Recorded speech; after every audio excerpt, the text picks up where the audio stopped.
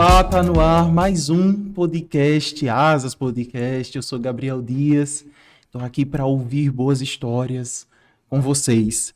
Hoje a gente vai receber um cara que, assim, ele manja muito de gerir uma empresa com a cara dos anos 2020. Ele entende muito de marketing digital, mas ele, por trás da vida profissional, da carreira dele, ele também é fantástico, assim, ele tem histórias ótimas para contar. Seu Cleiton da Delicata, Oi, feliz meu demais querido, obrigado por ter por ter me você chamado. aqui.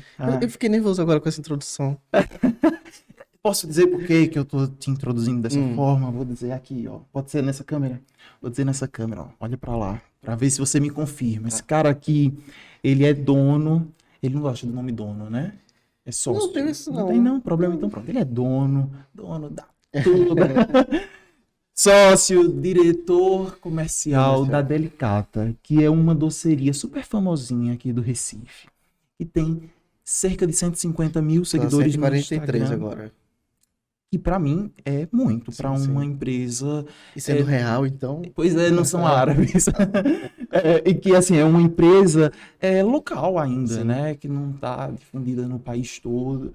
E que, assim, em março, esse mês que passou agora, eles tiveram um mês histórico. Sim. Porque eles entraram no top 5 nacional do iFood. Nem, Em que nem categoria? segredo isso. Ah, é segredo? Eles me contaram na reunião, disseram, olha, você não pode falar pra ninguém. Aí quando eles saíram da reunião, eu já publiquei as histórias. A gente ficou no top 5 de empresas que tinham vendido mais na promoção deles, que eles fazem todo o aniversário do iFood, no Brasil inteiro. Coisa pouca, É assim. muita coisa. E foi entre os 5 melhores, né? Do Sim. país todo e tal. Tem mais coisa, assim, sabe? Que a gente vai conversando, que vocês vão vendo. Mas, assim, tem uma história de vida massa. A família que se juntou para criar esse negócio, essa empresa.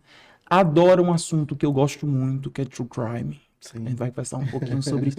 E, assim, trabalha muito para conseguir gerir. São 6 lojas. São 6 lojas. São 6 lojas. Quantos funcionários? 76 agora. 76 funcionários e ainda arruma tempo para assistir e comentar o BBB. É porque eu não durmo, né? Não dorme. Nem me cuido, tá tudo certo. Não, A pelo gente amor vive de assim. Deus, não pode, não pode. Seu Cleiton, obrigado por você estar aqui com a gente. Tá, obrigado pelo convite. De onde surgiu esse nome, Seu Cleiton? Porque 36 anos de idade, você não tem estilo de quem Gente, quando tem eu aquela criei, coisa assim de me chame de doutor. quando eu criei o Seu Cleito para minha página pessoal, não tinha a ideia de que as pessoas iriam me conhecer pelo perfil pessoal. E também eu não visualizava que parecia ser de um senhor Cleito. É porque os funcionários me chamam assim. Seu Cleito, seu Cleito, seu Cleito. Aí eu Mas disse, ah, na brincadeira. não é normal, né? Tratamento. Ah, tá. Seu Cleito chegou, seu Cleito. Aí você se Aí eu incomodou coloquei. em algum momento por Eu te nunca chamarem fiz assim? essa associação. Nunca Porque fiz. eu já ouvi algumas pessoas dizendo, doutor Gabriel, isso me incomoda profundamente. Não, Sou literal, não sou mesmo, doutor. porque eu sou a pessoa que chama, sabe a pessoa que tem dificuldade de não chamar o outro de senhor ou senhora? Ah, tá. Então eu fui criado assim, então não que eu acho que isso seja sinal de respeito, pra mim é um costume, é mais fácil de falar. Não, com mais idosos eu também. Mas eu acho muito estranho quando é uma pessoa mais velha que eu me chamando de seu ou doutor, sabe? Eu fico incomodado quando me chamam de senhor, Ah, tá. e algumas pessoas Tem um fazem peso isso. maior, não. Antes eu ficava, senhor, não, mas hoje tá, se pra você é confortável assim, tá tudo bem, mas eu não faço questão. E o seu, pra mim, você falando agora é que eu tô parando pra pensar sobre isso, porque eu nunca tinha feito essa associação. Mas pegou. Pegou, tá Eu, ótimo. eu falando com ele pelo WhatsApp, aí o Cleiton Rodrigues é o nome dele. Cleiton. Aí teve uma hora que eu disse assim, não aguento, tenho que chamar de seu Cleiton, porque pesou muito. E todo mundo me chama de seu De Cleiton. seu Cleiton, pegou. Deixa eu te perguntar uma coisa. Vocês fazem uma coisa que eu acho super interessante e que eu acho que poucas pessoas têm coragem de fazer, que é disponibilizar no site de vocês as receitas dos produtos que vocês comercializam. Eu posso estar enganado, você pode me corrigir, mas eu acho que eu já vi você falando no story alguma coisa no sentido assim, olha, Se você não está com dinheiro, revê aí se você tem de comprar aqui com a gente na Delicata.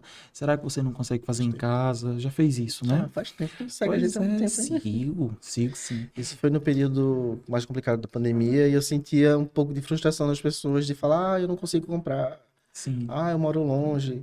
E eu sempre tive muito disso, de fazer com que as pessoas se sentissem parte dessa comunidade que a gente criou no Instagram, não necessariamente tendo que comprar para fazer parte desse grupo. tá. Mas aí a gente chega então num assunto que é atual demais e importante demais, que é comer fora é algo inacessível para muita gente, infelizmente. Uhum. Comer fora ou pedir fora. Então você como um homem que trabalha com esse negócio, na sua avaliação, por que que isso acontece? Por que que é tão caro para né, para uma parcela importante da população sair para comer ou mesmo pedir comida de fora? Olha, se a gente for fazer uma comparação entre o custo de uma alimentação em casa e os custos envolvidos para a produção de alimentos fora de casa, né? E aí é bastante caro. Você consegue entender que a diferença é gigante. E muita gente, quando vai avaliar o preço, faz a comparação, tipo, eu compro leite condensado por tanto, como é que esse brigadeiro custa isso tudo? É que tem muitos custos envolvidos, que as pessoas não sabem, além de impostos, além de mão de obra. Tem toda uma estrutura por trás para fazer aquilo acontecer e aí acaba onerando o valor desse produto, além de que é um produto perecível, então você precisa considerar desperdício, o valor que você investe para manter o produto é, como é, dentro das condições seguras, né, pela vigilância. Sanitárias. Então acaba deixando mais caro. É, na sua... Mesmo e mesmo dentro desse mais caro, a gente tem vários, né? Eu não sei se níveis seria a palavra certa, mas existem empresas que têm um custo maior, existem empresas que têm um valor maior porque tem a questão de fazer a seleção, né, da clientela. Tem empresas Sim. que são mais democráticas, tem empresas que têm uma estrutura extremamente enxuta e cobram mais barato. Eu tento encaixar a Delicata, eu tento não. A precificação dos produtos da Delicata é feita de uma forma bem pé no chão, dentro do que cobre nossos custos e gera uma porcentagem de lucro que é suficiente para a gente continuar crescendo, mas sem que a gente abuse disso só porque a marca é famosa. É isso que eu queria saber. Vocês lutam contra essa lógica? Assim, vocês tentam, de alguma forma, lutar para tentar baixar ou manter o preço nesse nível? Ou vocês já têm uma clientela que consegue acompanhar se vocês fizerem um eventual reajuste A no gente preço? fica no meio do caminho. O que acontece? A gente sente que precisa cobrar mais por alguns produtos. Hoje, nesse momento, vocês estão sentindo isso? Hoje, para gente poder exercer o nosso papel de papel social, o papel de responsabilidade social com os nossos funcionários e também com a gente, com a estrutura, para manter tudo funcionando. E o que impede que a gente consiga fazer isso são duas coisas, mas uma mais do que a outra. O que é menos relevante é porque é a questão de que você precisa vender, você precisa ser competitivo, né? Se você colocar um preço muito alto, as pessoas não compram, mas eu acho que o que tem maior impacto é que a concorrência, muitas vezes, e eu estou falando não concorrente direta da Delicata, mas é uma questão muito do capitalismo, né? Enxuga de onde pode para poder cobrar mais barato. Então, por exemplo, na Delicata, a gente paga bonificação, né? Tem uma divisão de lucro entre todos os funcionários. A gente paga metade do plano de saúde, tem alimentação que não é obrigado, né, mas a gente paga. E tem toda uma estrutura que a gente vai ajudando aqui, ajudando ali. Quando tem um lançamento, a gente dá para todo mundo. Então, isso tem um custo. E isso onera, né? A gente tira isso da lucratividade. E muitos concorrentes não fazem isso. Então, em tese, é como se eles tivessem o maior poder de oferecer um preço menor. E aí a gente tem que lutar mais para conseguir concorrer, porque isso não é perceptível para todo mundo. E na crise, as pessoas, nem todo mundo se importa com isso, né? De pagar mais caro por uma empresa só porque ela faz isso e aquilo. A Paula Carosella é famosa, né? Sim. Foi chefe do MasterChef, tem restaurantes lá em São Paulo. Ela uma vez escreveu um artigo para a Folha de São Paulo, que aí perguntaram assim, pediram para que ela partisse da seguinte pergunta: comer em São Paulo é caro? E aí ela disse, sim, é caro. Ela descreveu alguns problemas ou alguns motivos que fazem com que essa comida fique cara em São Paulo, Uhum. que é o que ela conhece, né? A lógica dela, claro, e também porque era para a Folha de São Paulo. E ela concorda com alguns pontos que você falou, mas chama a atenção que tem uma parte que ela fala assim, que o consumidor brasileiro é muito exigente. Então ela cita, por exemplo, a quantidade de garçons que normalmente precisam ter para servir os clientes. Isso me fez lembrar, tem uma empresa, uma doceria aqui do Recife, que toda vez que eu chego lá, eu não vou sempre, mas eu já fui, sei lá, 3, 4 vezes, e quando eu chego lá, tem alguém para abrir a porta para mim. Então, no caso de vocês, da Delicata, em se tratando de gestão, como é que vocês lidam com isso? Vocês mantêm um quadro de funcionários necessário ou vocês calculam alguns funcionários também para dar esse conforto maior para os clientes? Foi bom tu ter falado isso, que eu não tinha atentado para isso, e também é uma questão, porque acontece o seguinte: a loja enche, normal, tem horário de pico, horários mais tranquilos, e aí as pessoas. Eu não tenho uma referência de Paola, de como é que funciona lá fora, mas as pessoas querem ser atendidas na hora. E se ela não está sendo atendida na hora, ela fica impaciente ou interrompe para fazer uma pergunta. Isso é muito comum para a gente. Então, acaba que a gente precisa ter uma estrutura maior de pessoas em loja para poder absorver isso, ou então a gente tenta lutar contra o sistema e ir educando as pessoas. E a Delicata, a gente tenta colocar ela muito no meio desse caminho. Tem muitas coisas que a gente identifica como um obstáculo para continuar crescendo, para fazer o processo ser viável. E quando a gente percebe que tem algo que a gente pode fazer uns stories tirando onda, desmistificar, naturalizar, a gente faz. Lá a gente não tem ninguém para abrir a porta, o cliente abre a porta, né? Claro, Tipo, ele pode abrir a porta. claro. A gente não tem um monte de funcionários para fazer o atendimento, e o que a gente fez foi investir em digital. Então, todos os pedidos da Delicata são feitos exclusivamente online. A gente não tem teleatendimento, só para tirar dúvida, reclamação e tal. É robô. É robô. Não, são pessoas. Ah, mas. O pedido digital é o site.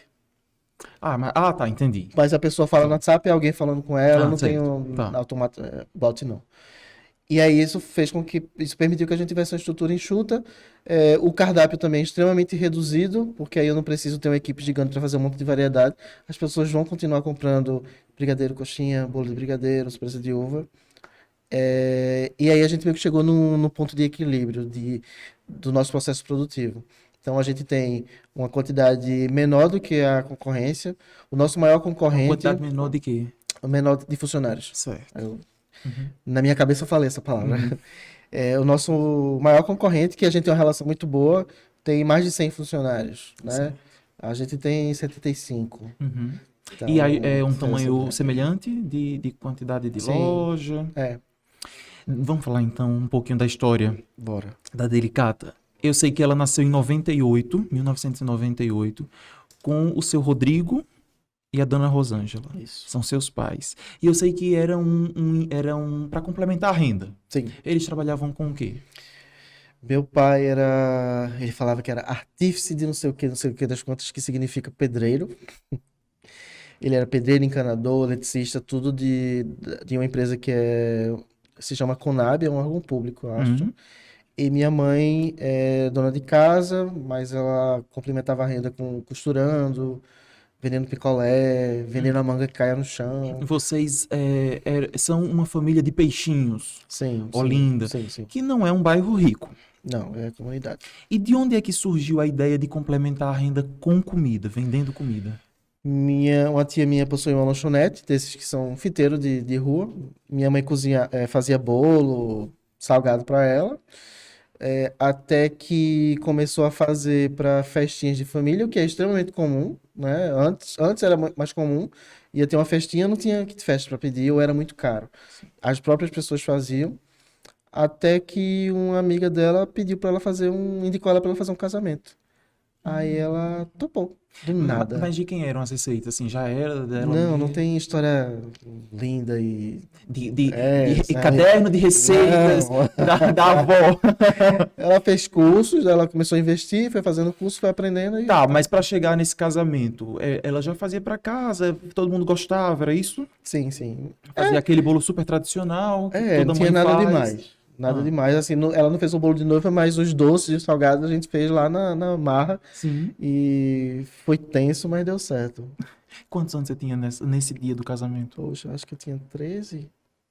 Não sei, velho. Mas como é que foi pra fazer Tinha esse 13 casamento? anos, eu Como tinha foi? 13. Como foi pro casamento? Ó, foi, tipo, a vigilância sanitária iria... Não, que não ouça esse podcast. A gente embalou tudo em caixa de papelão que a gente pegava em supermercado. A gente não tinha noção nenhuma, né? Sim. A gente fritava em frigideira, de pouquinho em pouquinho. Os doces eram mexidos numa panelinha de pouquinho em pouquinho também. Terminou que uma festa que hoje a gente faria em 10 minutos tranquilamente, a gente passou um dia inteiro, inclusive a madrugada, virou a madrugada para entregar no outro dia e entregou atrasado. Não tinha experiência nenhuma, né? Lembra quantos convidados eram nessa festa? Não. Eu tenho Mas, a minha referência é de que foi muita coisa, mas é porque a gente produzia, a produtividade da gente era muito baixa. sim, Mas hoje deveria ser uma coisa bem simples, até porque a pessoa pediu com uma pessoa que não tinha experiência, né? Então foi um casamento sim, simples. sim. E hoje vocês têm uma média assim de quantas festas vocês fornecem? Não sei se tem esse Não, tipo eu de deveria ter esse cálculo. número, né? É. Eu tenho acesso, se eu Que de olhar e festas, tal. assim, você tem isso? Não tenho, Mas eu são deveria muitos, ter. né? Mas eu não sou do financeiro, Ah, eu não me atento, eu me atento a números do faturamento, né? sim, Mas eu tenho acesso a essa informação por conta do sistema. sim. E lá atrás, quais são as memórias assim mais íntimas que você tem desse iniciozinho da Delicata? Que não era Delicata, né? Era provavelmente os doces da Dona Não tinha Rosângela. nome, não tinha É. nome. Não. Como é que era? Não O que foi, você não, lembra assim? Cheiro diferente, uma eu não imagem tenho diferente. uma relação afetiva com esse começo porque foi muito complicado pra gente. Porque tirou da gente os fins de semana, as noites. Então eu ia pro colégio, quando chegava ia ajudar. A produção acontecia até tarde da noite. No fim de semana a gente ficava lá trabalhando também. Então, para minha irmã isso é bastante forte, porque ela perdeu uma parte da infância. Para mim, eu já estava um pouco maior. Eu sentia raiva de ter que estar trabalhando lá. Porque você Eu deixava de tinha brincar. ressentimento, Eu não entendia e para mim e para minha irmã, a gente tinha ressentimento do que viria a ser a Delicata. E por muito tempo a gente se sentiu assim. E Chateado. ressentido Hum. de ter que trabalhar e não tinha. Hoje eu percebo com clareza, tanto que, tipo, o Delicata é minha paixão, mas na época a gente não conseguia realizar o esforço dos meus pais para fazer aquilo acontecer e o quanto de coisa boa a gente conseguiu a partir disso. Mas isso já é um pouco mais adiantado, né? Porque começa, eu imagino que dessa forma, sua mãe ainda dona de casa e eventualmente aparecia uma Mas não festa era ou outra. divertido. Quando surgia, não era divertido, é isso? Porque A era minha sempre. referência, a minha referência é de Já que é de quando era, surgiu não, muito. mas é porque era minha mãe, minha irmã, meu pai não botava a mão na massa, mas tinha minha tia, então o que era pouco pra gente na época preenchia nossas noites e nossos fins de semana. O que hoje é tipo, né? Mas então foi uma coisa rápida, assim, do momento em que disseram, ó, Dona Rosângela tá vendendo ali docinho, bolo pra festa. Não. Esse, né, pra começar, é isso que eu tô perguntando. Ah, tá. Porque num primeiro momento deve ter sido espaçado, assim, surgiu um, depois surgiu outro. Eu, Mas em pouco tempo, então, eu começou achava essa divertido. coisa mais intensa pra você? Nesse início era divertido porque a casa ficava cheia de pessoas lá e a gente comia Nesse e iniciozinho. iniciozinho do tipo todo mundo se juntando pra fazer essa festa. Sim, Depois que ela começou a fazer, meio que tem um gap na minha memória, porque meio que eu juntei tudo, né? Então, pra mim, eu peguei tudo e juntei num espaço pequeno e a emoção que eu lembro é de ressentimento, entendi. né? E eu não faço questão de romantizar as coisas para parecer mais bonito, porque eu sei também que tem muita gente que começa e acha que vai ser romântico também, e às vezes se sente desestimulado, não se sente, quer uma inspiração de algo que foi mágico no início. E eu sempre digo que não é assim simples, que você precisa ter persistência, saber onde você quer chegar. E quando não for tão legal assim, você. Ai, eu tô tentando me esforçar para não ser coach e falar com a leseira de. Vamos Cara, torcer todos meu juntos Deus do para céu. que isso não aconteça. Não, mas eu não quero que pareça que é fácil, que é simples, Sim, que não eu é. tô tranquilo, Não é. que a gente tá nadando em dinheiro, porque Uhum, não é assim, uhum. entendeu? A minha família lutou muito e hoje a gente colhe muito mais do que a parte financeira, né? Tem todo o significado de ter resistido a tantas provações e ter chegado onde a gente chegou. Vamos chegar nisso já já. Ainda nesse início, o que é que você fazia? Nesse momento que tinha que ajudar a dona Rosângela? Eu mexia massa, fazia bolinha, fazia tudo, fazia coxinha, lolita, Ah, eu fazia tudo. tipo, ela foi ensinando, ó, filho, é assim que faz. E você foi lá reproduzindo em vê-la. Sim. E vocês assistiam algum programa de TV? De onde vinha a referência de aprender a cozinhar? Tinha isso ou não?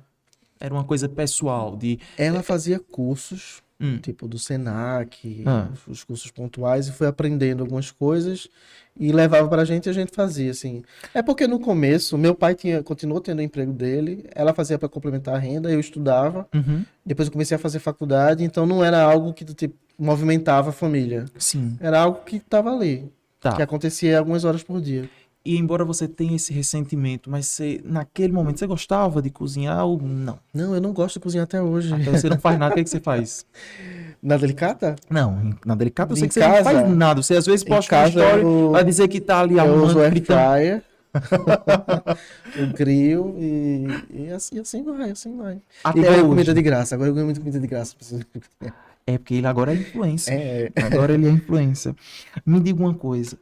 E quando é que vocês perceberam que o negócio estava crescendo, estava ganhando corpo, e aí não estava mais dando para fazer na cozinha de casa, o seu pai precisou deixar o outro emprego, não é isso?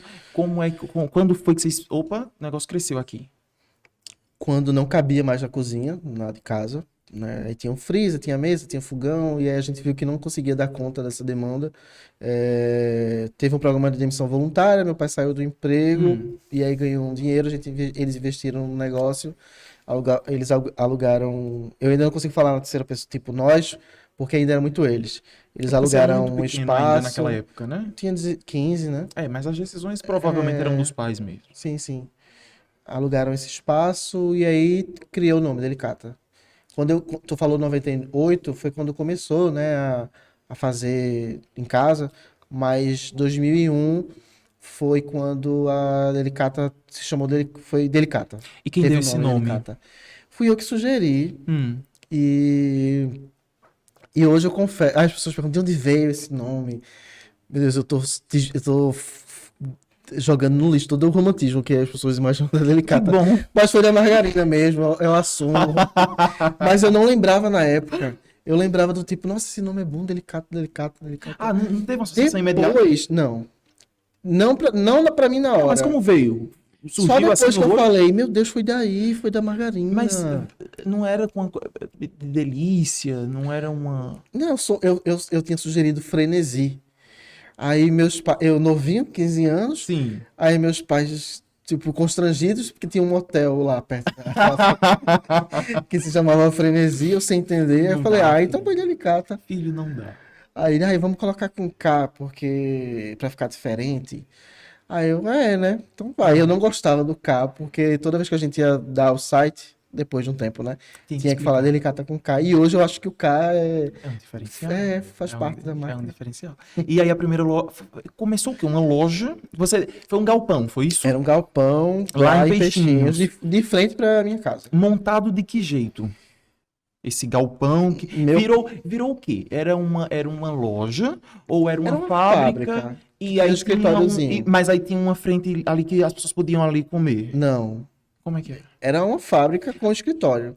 Então continuava aquela ideia de encomendar Era. para você levar para sua festa. E era, assim, muito simples. Hum. E foi meu pai que construiu também. Fez tudo lá. Saiu quebrando, fazendo mesa. E foi crescendo. Começou com um funcionário, depois com dois, depois foi ficando difícil dar conta. E foi crescendo até que chegou num nível em que a gente não conseguia mais suportar, que estava comprometendo a saúde física da minha mãe.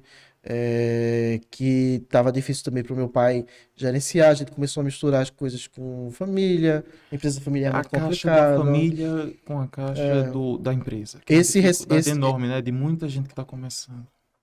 mistura não só a parte financeira, mas da relação, né? Você trabalha com a família, volta para casa, a impressão que tá é que você tá trabalhando ainda. O meu ressentimento é muito mais dessa época, e aí eu acabo levando ele para absorvendo ele de forma retroativa, não sei se seria esse termo, mas trazendo esse sentimento para antes, quando naquela época eu nem parava para pensar, era muito novo, não tinha tanta responsabilidade, mas quando começou mesmo lá nesse galpão, aí começou a ficar tenso, porque a demanda cresceu muito. O telefone, para ter ideia, o telefone da minha casa era o mesmo da Delicata. Hum, Meu pai puxou um fio, porque a gente economizava em tudo que der, tudo que sim. fosse possível, e telefone naquela época era bem caro. Uhum. E aí, se ligassem lá pra casa, a gente atendia. Alô? Não era Era. delicada, boa Não, era tarde, bom dia. tronchos, tudo. Sim. Era absurdo, não sei como é que funcionava. Deixa eu colocar uma pergunta aqui, só para eu entender o seguinte. Porque você já estava dizendo então aí de que a demanda aumentou muito. Eu queria entender o seguinte. Numa época em que rede social era inexistente, né? No 2001 praticamente. Depois Tinha começa a o surgir um Orkut. Orkut já em 2001. Quando eu. No comecinho não, quando eu entrei já tinha o Orkut. O fato é que não tinha uma força que tem hoje. Não. Como é que essa empresa cresce? Porque hoje em dia é isso, né? Todo mundo diz, tem que abrir logo um Instagram, tem que fazer, hoje em dia já falam em TikTok. Mas naquela época, como é que foi para crescer sem a rede social? Boca a boca? Minha mãe fazia um monte de pratinho. É Hum, engraçado essa história do pratinho. Com um pouco de cada coisa. Ia nas empresas distribuindo e dando a tabela, que era uma folha de ofício desse tamanho, com os negócios escritos bem no Word, bem feioso. E que era eu que fazia já. Já comecei a me interessar aí, né, por essa parte. com quantos anos tem ali? Tinha perto de 20. Hum, Tinha perto de 20. Eu sou muito ruim com data, mas eu lembro que era perto de 20 anos. hum. E aí foi crescendo, mas quando eu falo que foi crescendo a ponto de comprometer a saúde, a gente já estava no Facebook. É porque eu tô Ah, correndo. tá. É Mas muita calma, história. sim. Mas então o Facebook ali já mostra Foi a quando a gente começou a importância crescer. de rede social. Foi quando começou a crescer. Então, mas vamos lá, vamos por parte. Quero entender o seguinte. Sobreviver no Brasil com empreendedorismo é dificílimo. Sobreviver Até no Brasil é difícil, com, com empreendedorismo é mais ruim. mesmo para quem já está há anos no mercado, mas especialmente para quem está começando. Por isso que a gente está falando. As dificuldades, às vezes não sabe gerir o negócio, nanana. Eu fui atrás, não sou eu que estou dizendo isso não. Tem uma pesquisa do Sebrae, que é o Serviço Brasileiro de Apoio às Micro e Pequenas Empresas. Eles dizem o seguinte, que em 2020, 29% dos MEIs, que são os microempreendedores individuais, fechavam o negócio menos de 5 anos após fundar esse negócio. Essa taxa de mortalidade, digamos assim, ela ia para 21,6% no caso das microempresas. Ou seja, imagine, de cada 100 empresas, 21 fecham muito. com menos de 5 anos. É muito, e são sonhos, né? E muito investimento, Sim. tudo mais, é triste. No caso de vocês, como é que vocês conseguiram sobreviver nesses primeiros anos? Poxa, eu visualizo muito. É um assunto, não é delicado pra mim de tipo de falar, mas eu não consigo desconectar da história da minha família. Hum, E um dos fatores que fez com que a gente conseguisse crescer, mesmo com tanta diversidade, além do produto ser bom, além do preço ser bom, além da minha mãe ser muito carismática, foi as custas de muita saúde, hum, né? Minha mãe, mais ainda do que meu pai, se entregou muito ao negócio e preencheu lacunas de dificuldades que muitas empresas têm, com pessoas, com tempo, sabe?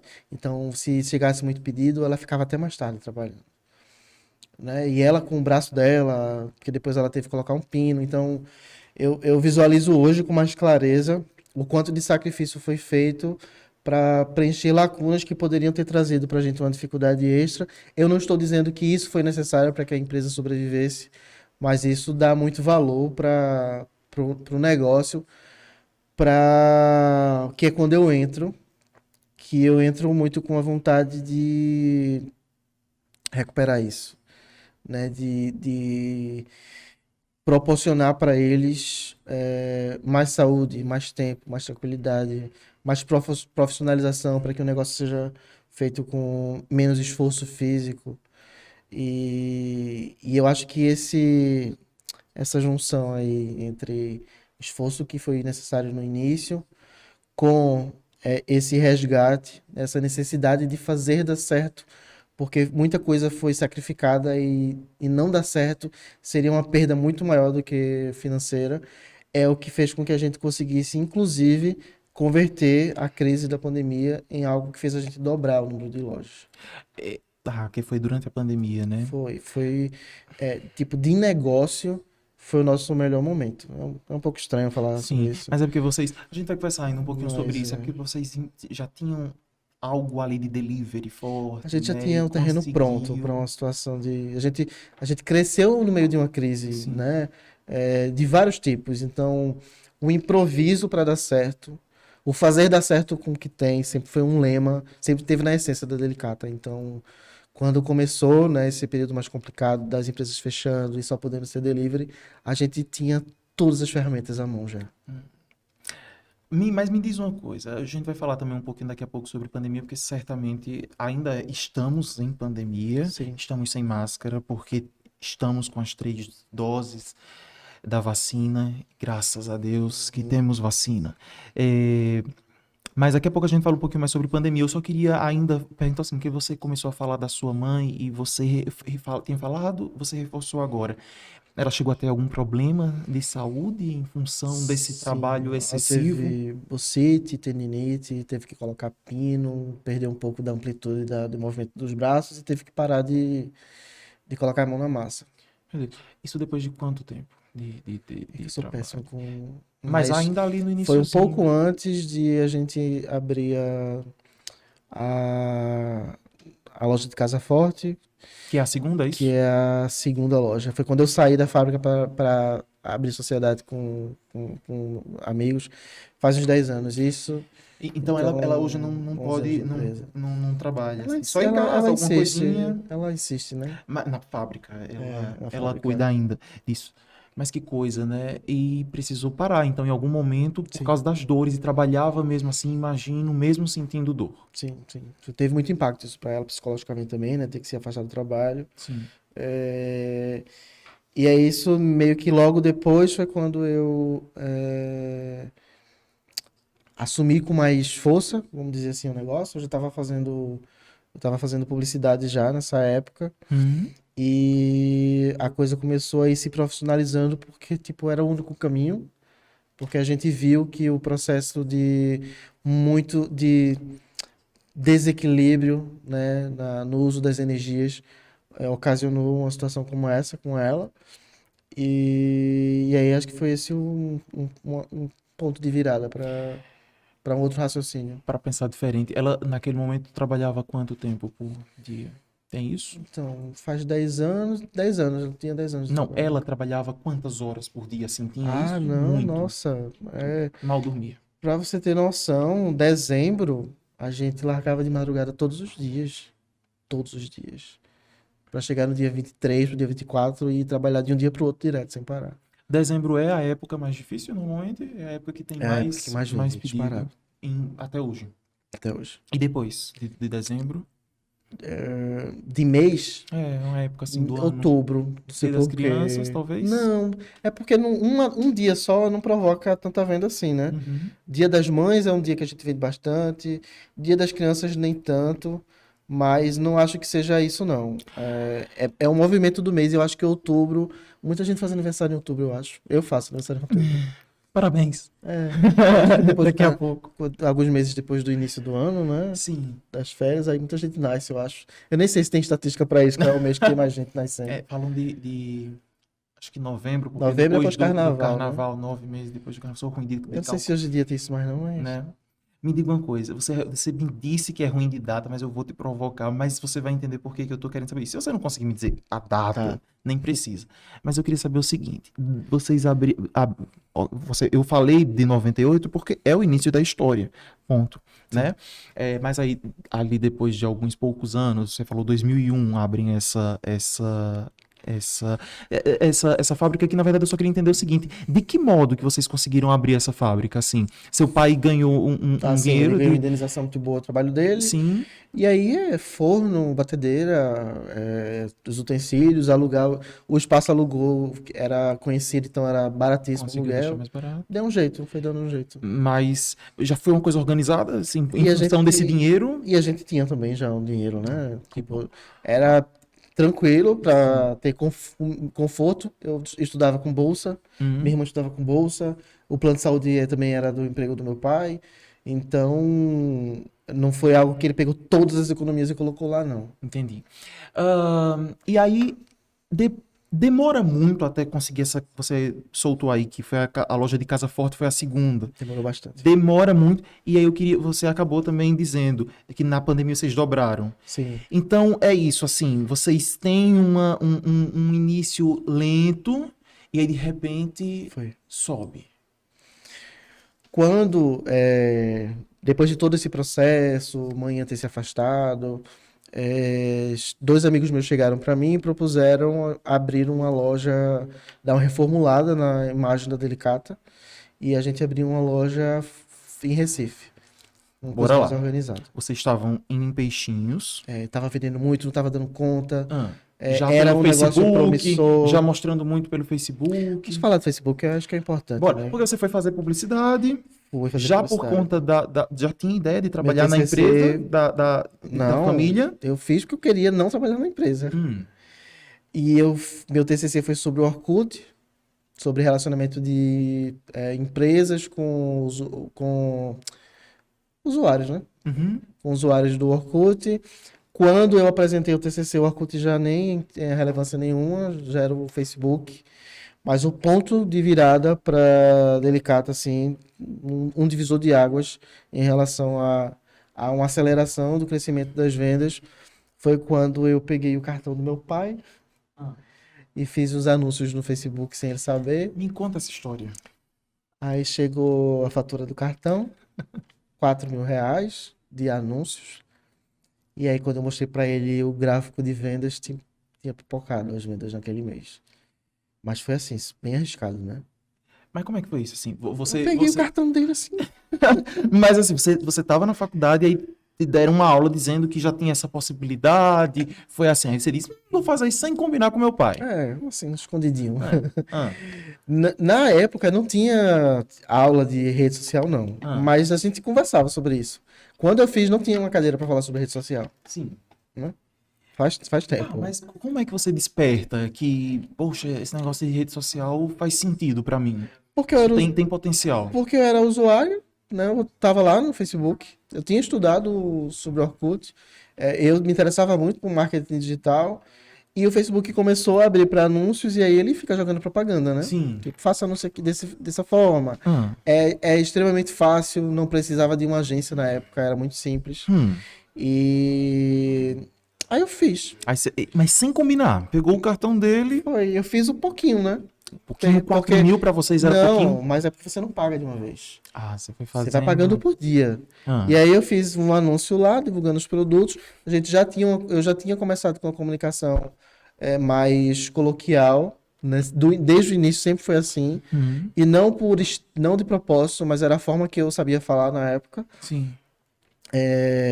Foi crescendo a quantidade de seguidores, aí vou usar essa experiência que eu tenho aqui e vou tentar anúncio. Aí chega a fatura, ele dá um grito em você primeiro, e aí você tentou explicar pra Aí ele, eu- provavelmente ele não entendeu nada. Mas aí eu sou bom de... Convencimento. Eu sou persuasivozinho, um pouquinho assim. Aí não vai Não, tentar eu ser cheguei político. pra Vai ele com tentar os ser números. político. Vai tentar ser político. Não, pelo amor de Deus. Tá. Aí você foi lá, e aí quando mostrou os números, ele disse, poxa, aí tem Aí viu futuro. que tava dando certo, aí a gente começou a fazer com mais controle. Sim. Mas antes eu já tinha um pouco de respeito Embora tenha sido uma grande questão, né? Ele, meu pai como meu patrão, minha mãe também, mas eu tinha feito o site da Delicata estudando um livro. Eu comprei um livro, como fazer site, e aí eu fiz o primeiro site da Delicata sozinho lá, bem bonitinho. Mas tinha alguma relevância no final do mês, assim, o pessoal ia lá de fato e O comprava site? já por esse primeiro site? Não, era o Ou, site não era de e-commerce, era só de para apresentar do cardápio, um catálogo. Ah, bombou, porque as outras empresas não tinham, e aí a E gente era aquele momento, disparava. eu acho, que tava todo mundo muito curioso, né, com internet. É, Eu e a acho gente que qualquer novidade ali. tinha um preço bom, o formato era bom, as fotos eram boas, porque aí eu já tinha um celular com uma câmera boa, e aí foi escalonando, depois veio os anúncios, e aí cresceu muito nessa época, a ponto de que a gente não conseguia mais dar conta, e aí já era muito complicado, porque... E começou a negar pedido, é muito estranho, só que a gente não tinha, eles não tinham estrutura nem mente para expandir, Entendi. abrir uma outra loja. Vamos lá. Aí você vai. Daqui a pouco só preciso fazer uma pergunta antes, porque você disse então que é nesse momento que chegam seus dois amigos e sugerem para Sim. você crescer. Mas só um pouquinho coisinha antes. Você disse assim, pra gente não perder, você disse assim: eu não queria trabalhar na empresa. Era por conta daquele ressentimento, daquele pensamento antigo. O que que fazia você ter essa repulsa com a empresa que estava te dando comida em casa? Por conta da relação com meus pais, né? Que pela mistura da relação de trabalho com a relação de casa, acabou ficando um pouco tóxica, né? Tipo, era. Pra mim é tão natural, tô tentando explicar, mas imagina, seu patrão é seu pai, e você chega em casa, o trabalho tá acontecendo É ainda. aquele clima de tensão o Você tempo quer todo. sair cedo, não pode, você quer se divertir no final de semana, você tem que acordar cedo para trabalhar. Sim, e seu pai, eu imagino, ele Então, era Caxias, assim. tinha uma exigência muito grande de que a gente fosse exemplo para pessoas da rua. Ah, isso na família. É, E na empresa. em relação a como ele me tratava lá, tá Como entendendo? funcionário, Eu não me comportava, acho, também como um funcionário. o que que você fazia naquela época, nessa época, assim? Eu Nesse comecei momento? com a parte de tentando profissionalizar processos. Então, como eu já fazia publicidade, então eu organizei o site, comecei a fazer Uhum. anúncio, Ia lá todo fazer dia, aquela controle. coisa bonitinha, ou era o filho do dono que ia de vez em Não, eu quando? ia todo dia, mas eu tinha muita flexibilidade. Tá, Ainda assim, porque eu estudava, então sim. só depois que eu comecei a fui ficando mais maduro e percebi que eu não queria trabalhar em agência e queria trabalhar no negócio da família, aí eu entrei de vez, assim. Eu Aí tinha qual foi todo o que foi horário que te cutucou, que disse que assim, eles precisavam. opa, ah, você disse. Porque você está dizendo o seguinte, que tem esse momento de tóxico, mas é um tóxico assim, que você entende que Eu era entendo. não era por maldade, não era por querer fazer você triste. Não, não. Esse Era estresse tóxico pra eles também, entendeu? era por talvez não saber como gerir o negócio naquele momento Que cresceu também. mais rápido do que eles podiam Podia. absorver. Então. Ah, E eu entrei muito na ideia de minimizar essa toxicidade para a família, sabe? Era tenso conviver com isso, né? Viver mergulhado nesse sentimento. brigavam muito? E eu entrei, sim. Brigavam muito. E eu É, entrei pra, tipo, eu quero que isso melhore. sim, Não quero viver desse jeito. tá. Aí você chega lá, então você está trabalhando com eles, isso já com carteira assinada, Sim, sim. organizado, e aí chegam esses seus dois amigos da faculdade, é isso? Da primeira não, eu fiz turismo antes de fazer publicidade. Ah, E esses amigos eram da época do curso de turismo. mas você chegou a concluir turismo, não. Não, eu Tá. larguei num certo período. Por quê? Que não aguentava mais e não queria fazer algo que não. O meu sentimento é, eu não quero mais fazer, não vou trabalhar com isso, vou fazer o que eu gosto, e aí eu fui fazer publicidade e deu certo. Mas aí guardou os amigos, Sim. esses amigos sabiam da história, já conheciam a Dava pra ver que tava delicata, crescendo e e aí tal. diz, opa, vamos se organizar aqui. Aí você então chega para os seus pais, pede demissão. Combinei com eles, né? Tipo, ó, a Hum, gente vamos expandir. hum, Aí eles entram com os meus sócios. Tinha essa segurança por eles, porque meus pais não conheciam, eu conhecia, né? Eu confiava neles, mas meus pais confiavam em mim. sim. E aí eu saí da fábrica Sim. para abrir uma unidade em Casa Forte e a gente assumiu a parte comercial de Recife e os meus pais ficaram com a fábrica também fornecendo para Olinda. Já com a ideia, então, de ter uma loja. Nesse momento, assim, Em Casa loja Forte loja, a loja é linda. mudando essa perspectiva de só de entrega, mas a pessoa já podendo vir. A gente mudou o cardápio, Hum, a gente fez parceria com a Nestlé, mudou o cardápio todo, hum. contratou um arquiteto famoso para fazer a loja é linda. Ainda é a loja mais bonita da gente, mesmo sendo a primeira. Contratou uma agência de publicidade para fazer marca, embalagem. Então a gente repaginou toda a empresa, Sim. manteve a essência, porque eu estava lá também, né, na parte Mas dirigindo quem a parte produzia comercial, ainda eram ainda seus era a fábrica. pais, era a fábrica, a organização dali. Você Isso. mudou o cardápio, mas combinando com eles. Ó, gente, a gente vai precisar de outro Sim. produto aqui. Por quê? O que é que vocês modernizaram o cardápio? Porque a gente tinha um público em peixinhos, Uhum. e a gente precisava conquistar um público que era mais exigente. E a gente Da zona norte do tentou fazer de Recife. uma forma que, tipo, não era excluindo peixinhos, Hum. mas a gente foi investindo em variedades e ingredientes de mais qualidade, isso aumentou o preço, e aí a gente conseguiu atingir um público que pagaria mais por isso, e aí foi. Agora, pagaria mais, naquela época, era tipo o salgado por 30 centavos. Tipo, meu Deus do céu. Hoje é o mais Ou- baratinho. É quanto? R$ 1. Tipo, é chocante, né? Sim. É Sim, chocante. porque tem muitos lugares que não conseguem fazer por R$ 1. Sim, não, e não é Ou R$ 1 que porque a não gente, querem vamos cobrar fazer. mais caro para poder ganhar mais dinheiro. Tipo, é R$ 1 com a margem de lucro assim, sabe? No Sim, limite. sim. Mas talvez Porque tudo seja. aumentou muito. Sem dúvida. Estamos vendo Uhum. as notícias todas. É, mas imagino que seja uma forma de captar um público também, né? Porque vai ter o público que vai conseguir comprar aquele kit festa quase todo final de semana, sei lá, ou eventualmente uma vez por mês, Sim. a cada 2 meses. Mas vai ter aquele público que também gosta de vocês e que gosta de sabor e que vai comprar a coxinha, E eu o visualizo salgado mais como, baratinho. tipo, que a gente girou e aí a gente deu espaço para outra empresa que poderia ocupar o lugar que já foi da gente. Sim, Para sim, vender para um público que não vai pagar tanto por aquilo, mas que quer um sim. produto de qualidade, Uhum, mas que tem ingredientes que são mais em conta, vamos chamar sim. assim. Então, para mim é um processo natural. Você disse, maravilha, vamos falar um pouquinho de rede social agora, Bora. mais focado. Porque você, enfim, disse, né, isso, que esse momento de crescimento já é ali com o Facebook. Sim.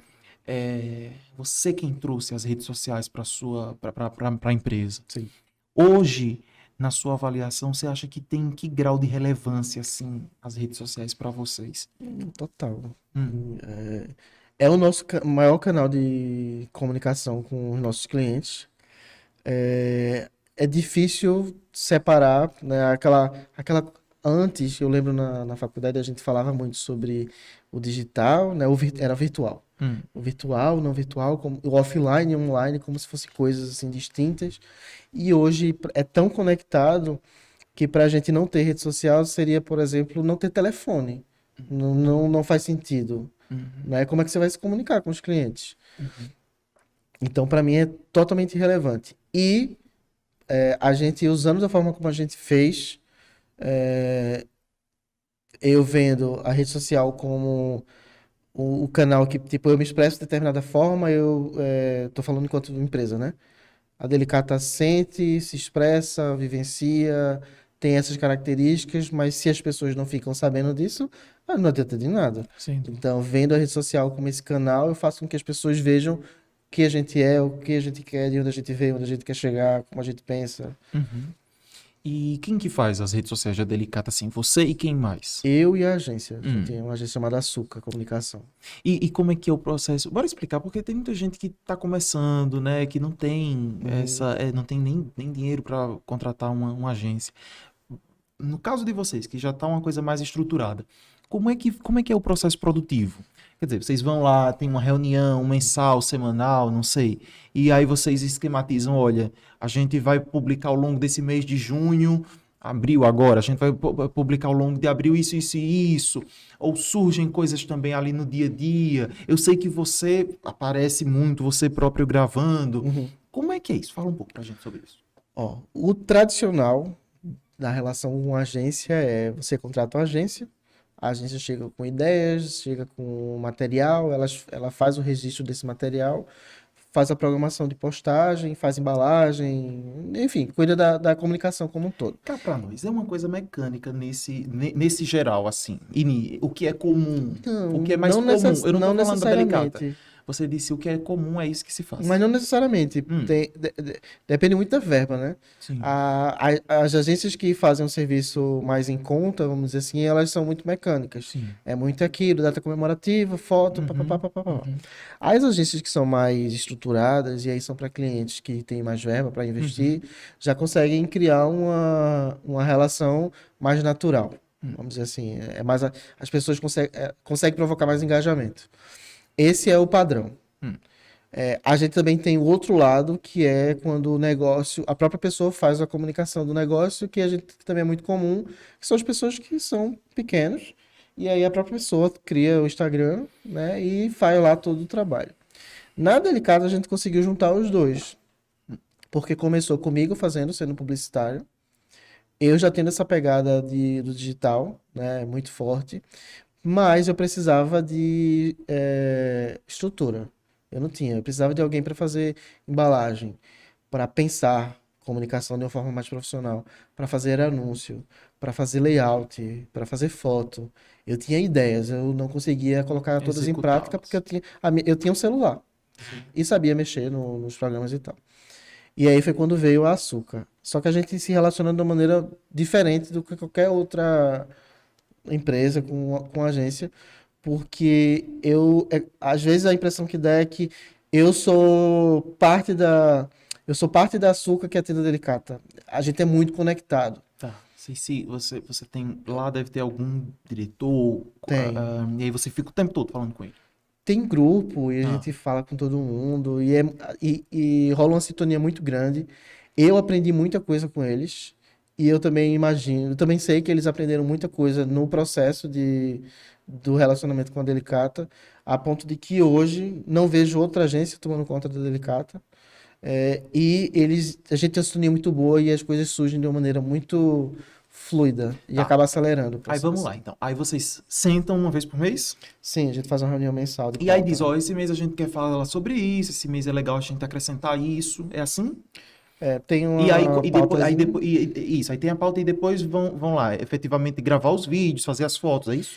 Para feed, que é o que é publicado, eles fazem uns conteúdos, né? A gente tem um tronco e tem um planejamento em cima desse tronco e eu falo, por exemplo, para esse mês, eu falei, ó, vamos falar sobre Páscoa, sobre kit festa, porque eu acho que a gente tem que investir mais em kit festa e sobre um terceiro assunto. Isso a gente se prende a isso. E a gente cria um conteúdo em volta disso, mas não necessariamente divulgando o kit festa. Mas se a gente vai fazer alguma gracinha, a gente tenta encaixar o kit festa. Uhum. Entendeu? Se a gente vai. Dia das Mães está chegando, aí a gente pode criar um conteúdo já para ter um gancho para a gente conectar com o conteúdo que vai ser publicado em maio. E quem tem as ideias? Todo mundo junto. Agora, É um como grupo eu de estou quantas pessoas? dentro, 5 lá, que interagem comigo, Uhum. e eu o tempo todo pensando, Tá. maluco em E eles casa. também têm algumas ideias. Sim, Surge sim, um sim, meme sim. novo na internet e vocês veem como fazer. Tem uma mosca participando aqui da nossa conversa. Mas é o seguinte, vocês então ficam ali conversando o tempo todo. Você tem a ideia, os seus colaboradores também. E aí, vamos lá, vamos montar. Aí eles entram em contato. Seu Cleito, a gente quer fazer uma foto do bolo tal.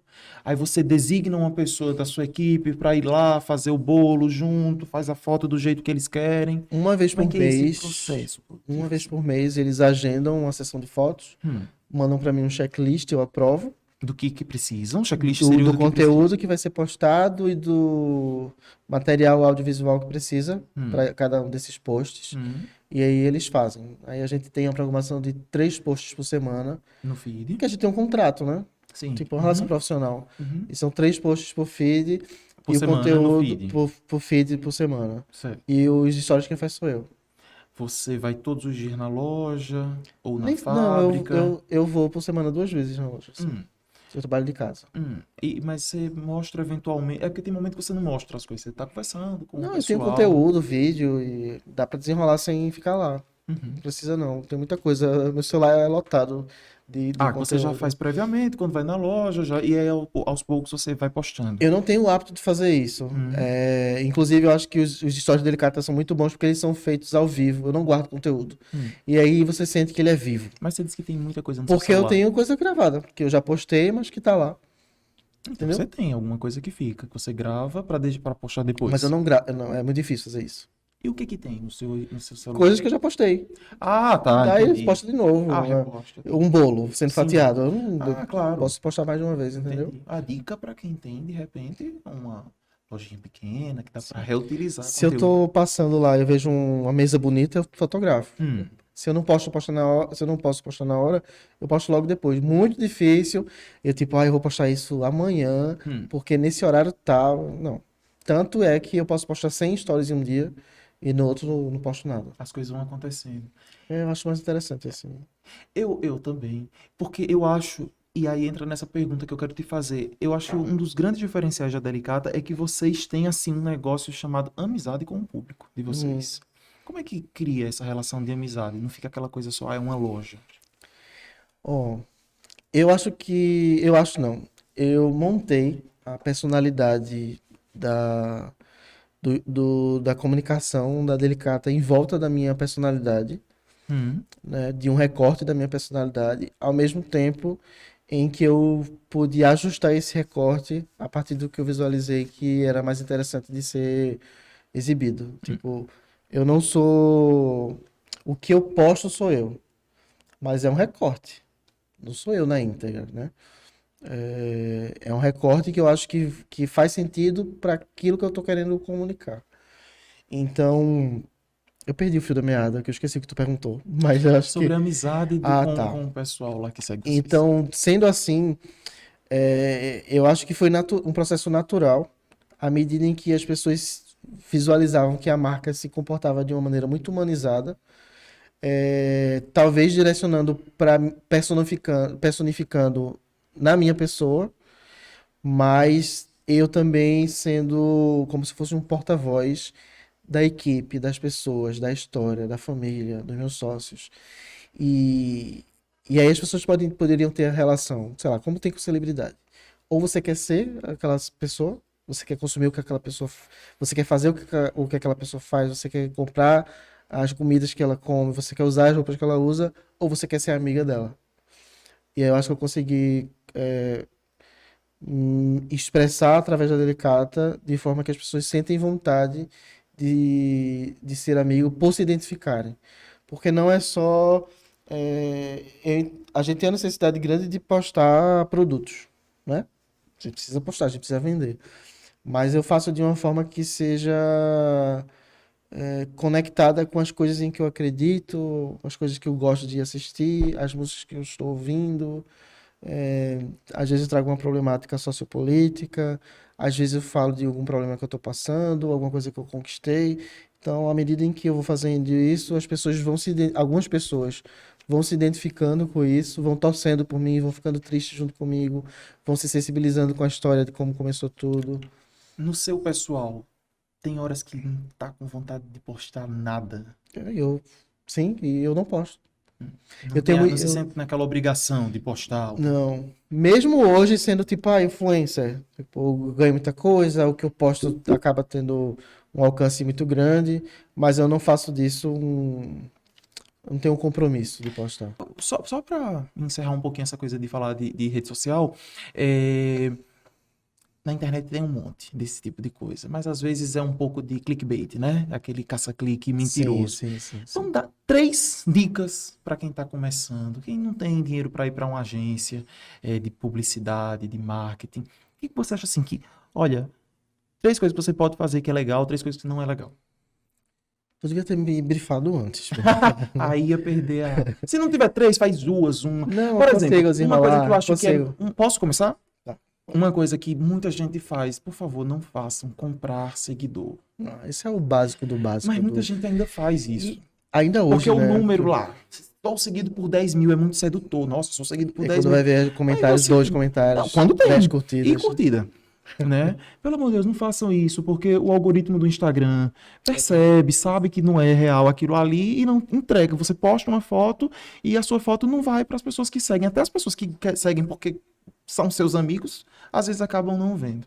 Sim, porque isso tem impacto no alcance da página. Porque se você tem 10 mil seguidores e só 10 interagem, o Instagram entende que aquele conteúdo não é relevante. Então ele não mostra até para as pessoas reais. Vamos lá, isso, o que mais? O que você fala? Eu acho que muita gente tem problema de começar porque se compara com quem já tá lá na frente. E aí tem essa dificuldade porque quer tudo uma estética, quer ter fotos maravilhosas, quer aparecer e não é assim. Você pode começar, tipo, pequeno. E você vai vendo o que dá certo, o que não dá certo, e vai investindo no que dá certo, e vai melhorando o que não deu certo. E eu acho que você tem que aparecer. E eu sei que isso é muito problemático para muita gente, Sim. mas você está utilizando uma rede social que as pessoas têm e usam para se relacionar com outras pessoas. É uma relação social, e se você se comporta como uma empresa que só posta produto, que você não consegue identificar a essência que tem ali por trás, quem são aquelas pessoas, ou que não dialoga com a pessoa, aí acho que é receita para não sair daquilo, entendeu? Porque fica o tal fica parecendo um panfleto, né? Só tem ali foto. Cardápio, No cardápio. caso de vocês, um cardápio. No caso de uma loja, de repente, de roupa, É. né? Fica parecendo só um panfleto ali, não tem alma. Vamos falar da pandemia, que você começou ali a falar um Bora. pouquinho. Como é que foi a pandemia para a Delicada? Quando começou, foi um boom, né? A gente viu. Quando começou as primeiras notícias da pandemia, eu tava na Disney. E era um mundo, tipo, velho, eu tava realizando um sonho de infância, foi incrível pra mim. E eu lembro que eu lá imerso naquele mundo perfeito, né, o lugar mais feliz do mundo, sabe que eu contava com a ideia de que não, alguém vai fazer alguma coisa, isso não vai chegar no mundo.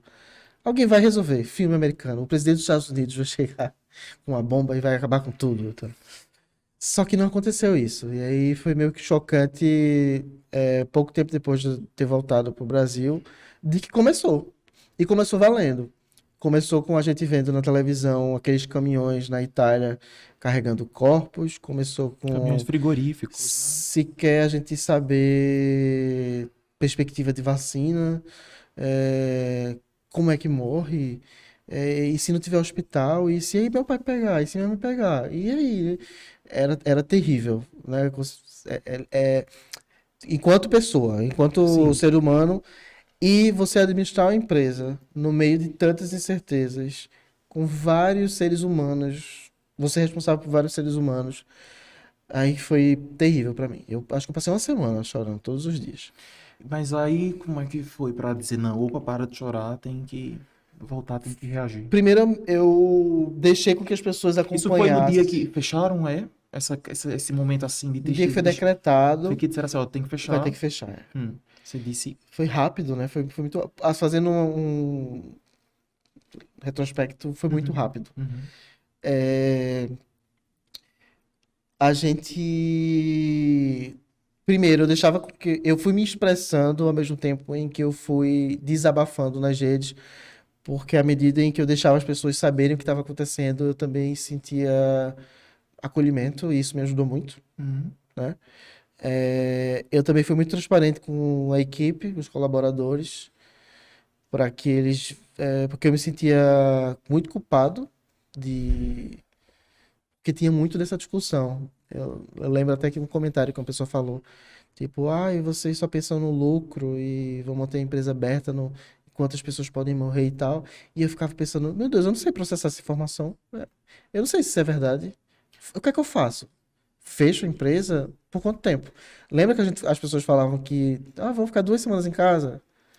acho que tinha aquela coisa de não saber o que ia acontecer, É, então ficava, eu disse isso, né, em casa, não, minha gente, calma, com 2 semanas isso deve resolver. Pra gente era muito E inédito. pra gente que tinha empresa, não vou colocar empresário como uns heróis, não. Pra gente que estava responsável por várias pessoas. Sim, Imagina sim, é como uma era lidar com preocupação, isso. claro. E aí você disse que foi honesto com seus funcionários, de que É, modo? Mandou todo mundo pra casa e disse, olha, não sabemos o que vai metade. acontecer. Não, aí o governo já veio com o plano, né, Ah, é. de e que as pessoas tinham que ir para casa e que... Não, a gente deu férias para metade da equipe.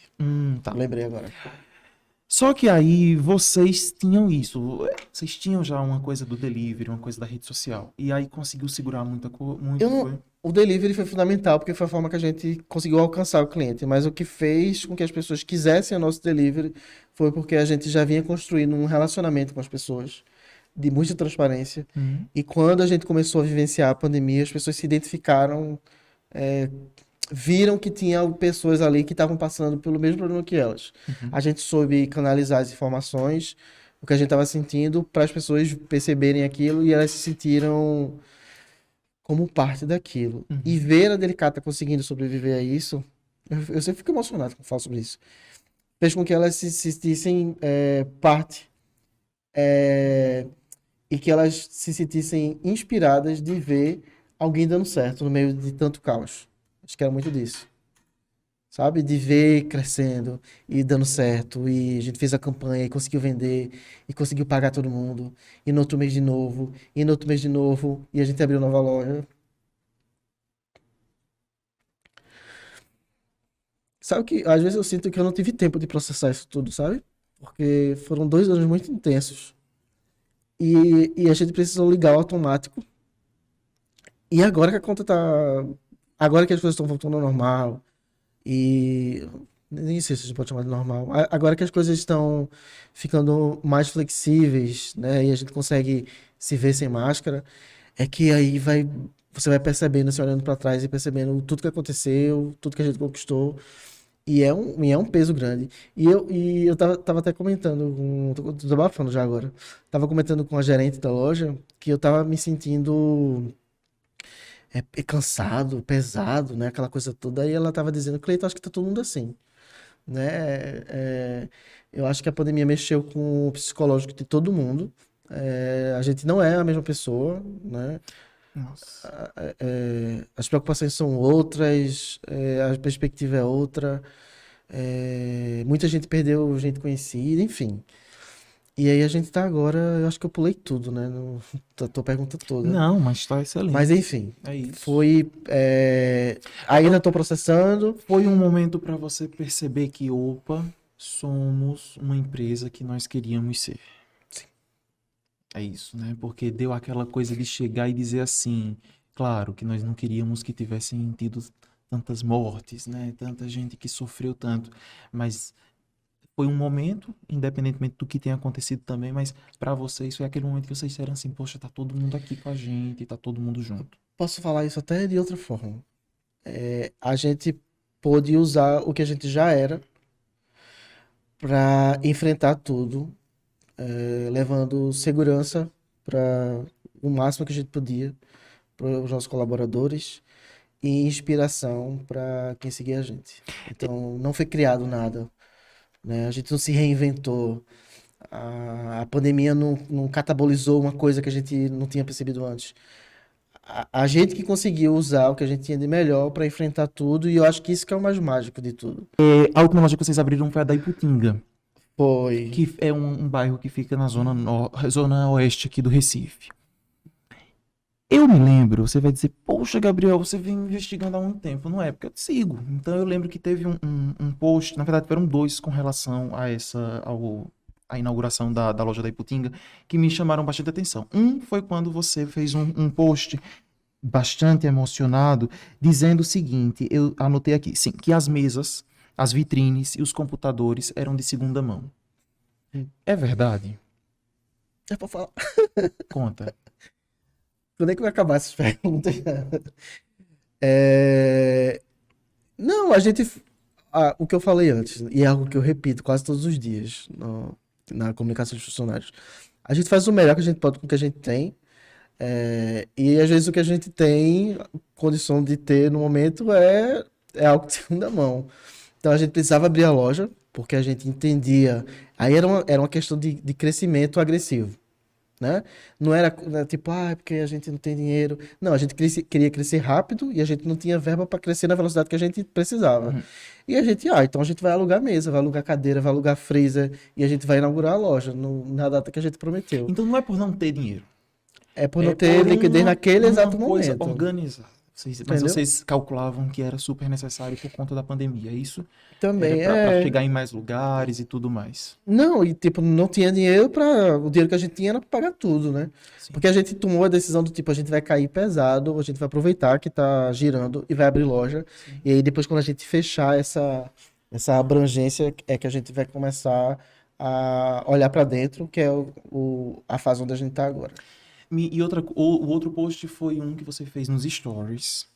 E esse eu comentei lá em casa. Porque você fez uma story gravando seus pais chegando para ver como é que tava essa nova loja. Uhum. E aí a porta é de vidro, então você tava dentro da loja e eles estavam do lado de fora. E acho que mostra eles descendo do carro, alguma coisa assim. Só que me chamou muita atenção. Eles paravam assim para olhar a fachada e era óbvio o que tinha na cabeça deles, né? Eles Uhum. deviam estar pensando, poxa, olha onde a gente chegou. Aí teve um momento que você disse assim, não, gente, vou parar aqui de gravar, que esse é um momento nosso, não teve isso. Vamos conversar aqui. O que que vocês conversaram fora dos stories naquele dia?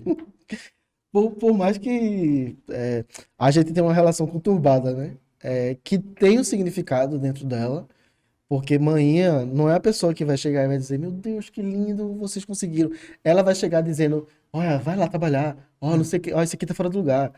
E meio que funciona dentro da nossa dinâmica, né? Então, eu sou muito sensível, não de frágil, mas de eu vejo o significado em tudo e às vezes mais do que me faz bem, porque isso me deixa muito vulnerável às vezes.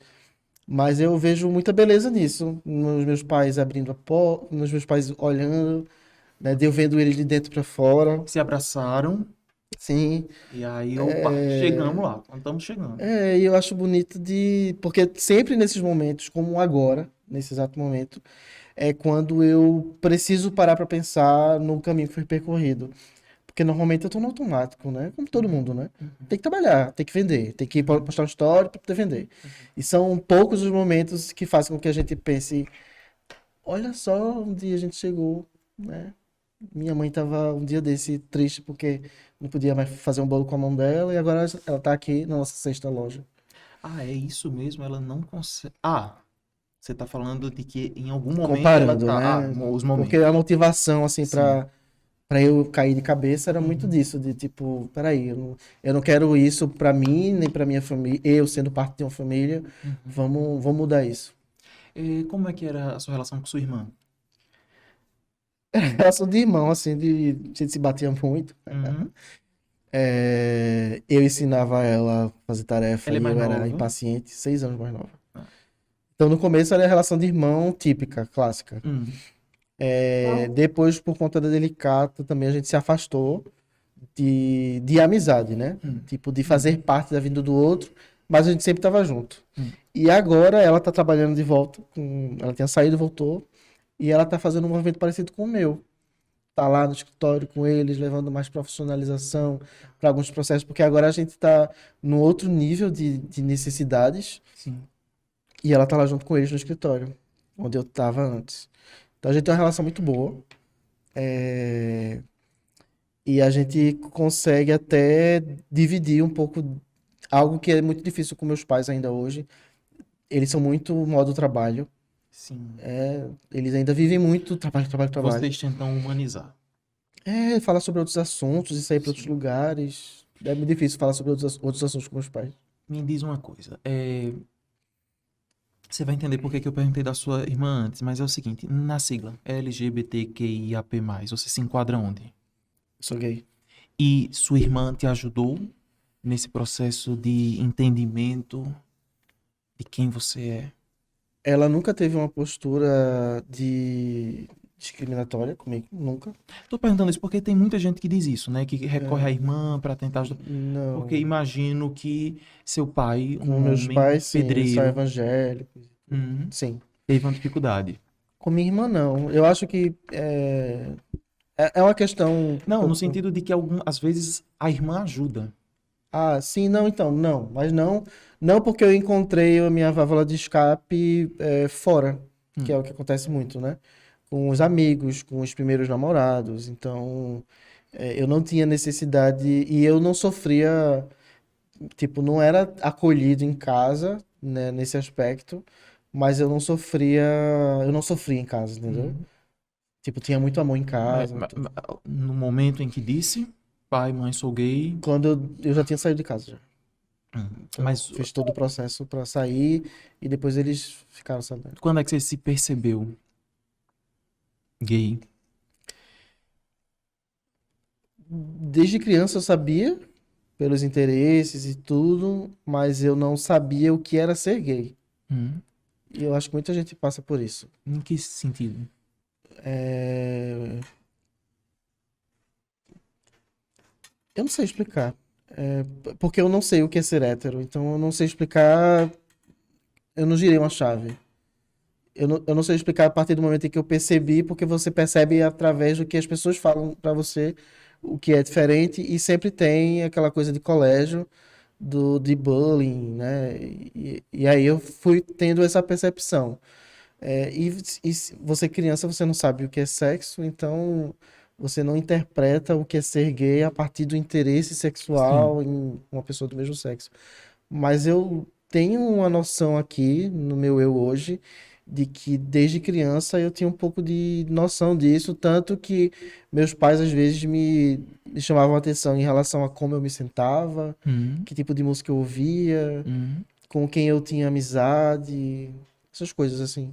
Meus interesses, tipo, É um processo dolorido pra você? Foi dolorido? Porque acho que é uma pergunta boba. Com certeza, pra muitas para pessoas é mim, dolorido. Pra dentro da você? minha experiência, não foi, embora eu tenha criado meus mecanismos de defesa muito cedo. Você, por exemplo, saiu de casa porque sabia que provavelmente se tivesse em casa teria sido. E nós não estamos falando mal dos seus pais. Não, Existem questões eu tô em paz com geracionais isso. nesse sentido, né? Mas Existem antes, eu saí de criações casa com sociais. 25, não Mas foi você tão novo. sentia que Já era tinha melhor. namorado 2 anos antes, Ah, tá. né? É que eu mantive.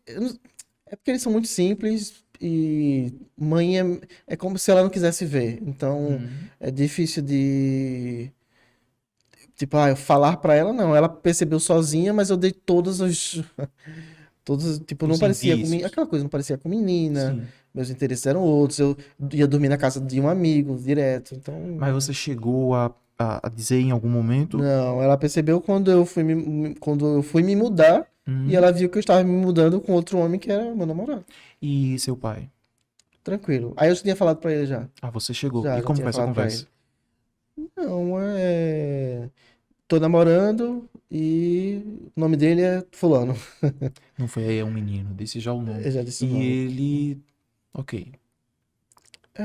Assim, ele não sabia lidar muito com isso. É porque a chave da questão, que eu falei antes em relação a ter criado meu mecanismo de defesa, é que eu me tornei um menino arrogante, e muito crítico.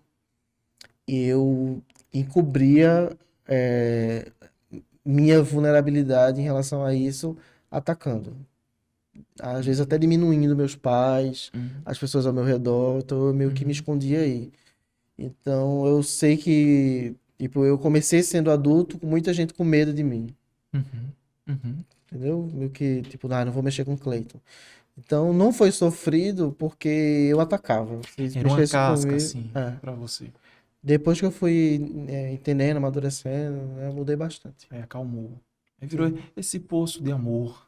E é você. Um neném, um neném. E aí, você vive um trisal. Sim.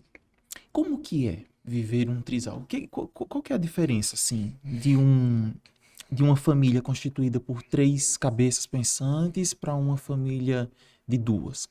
Independentemente de gênero. Como é que é? É uma pergunta bem Ampla, né? ampla.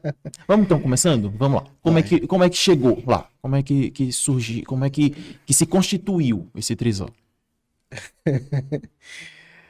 É, Eu já tinha um relacionamento, né? Monogâmico.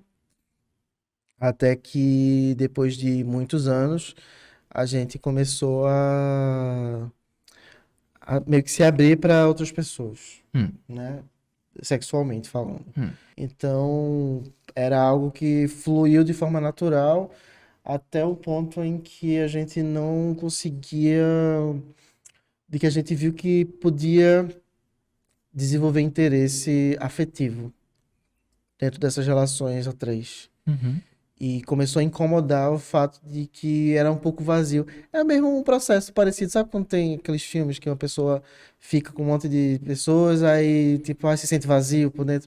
Meio que em algumas relações a gente sentia um pouco de uma lacuna ali. Sentia uma lacuna que tinha entre o prazer momentâneo e o depois. Era estranho. Hum. Até que a gente viu, tipo, o que é isso, né, que a gente tá sentindo? Aí a gente entrou em contato com o conceito de poliamor, de, Hum. tipo, amar mais de uma pessoa, né, desenvolver afeto. Aí, daí foi fluindo naturalmente. Só que no começo, de forma muito imatura, então a gente se meteu em rascadas emocionais, Os dois os juntos. dois juntos, sempre junto. Uhum. É, Não, eu tô de falando dessas enrascadas emocionais, essa os dois coisa, juntos.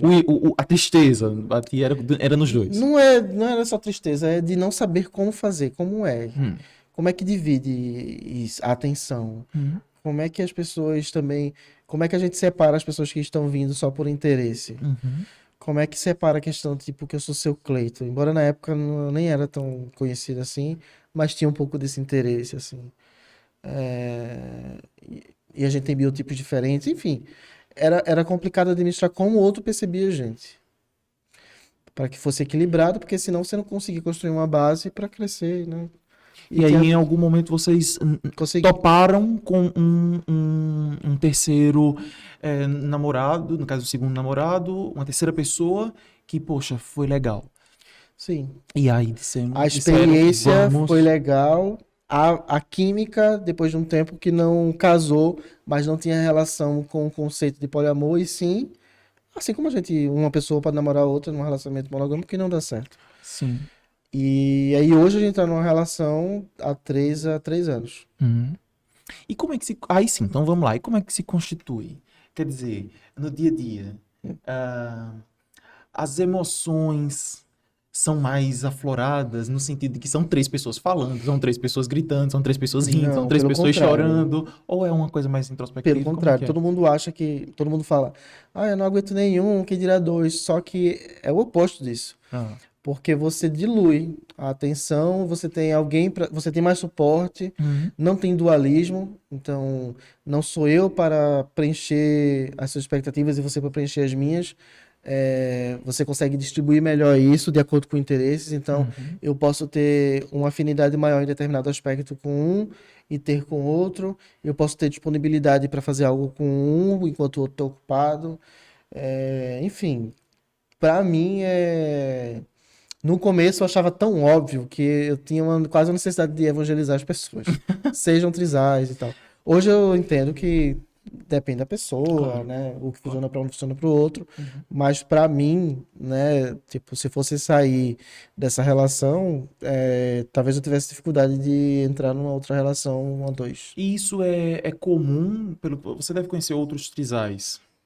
É comum isso de você assim, por exemplo, estar disponível, por exemplo, no sexo. É possível fazer só com um enquanto o outro está viajando, por É um ponto exemplo? delicado Ah, esse. ou é de No cada um? começo, é um ponto delicado porque há uma necessidade grande de dividir a atenção quando você tem interesse que dê certo, porque você não quer que desande. Então Sim. tem todo um cuidado e tal. Uhum. Mas depois isso desprende. E aí fica do que Tem um pode na hora. código de ética, né? Tipo, você não vai Sim. transar com o outro do lado Sim. né, e nem escondido e Sim.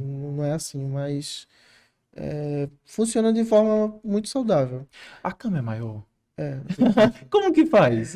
Manda fazer ou compra em Não, algum tem um lugar? tamanho que se chama Super King, Ah, tá. que é maior do que a King.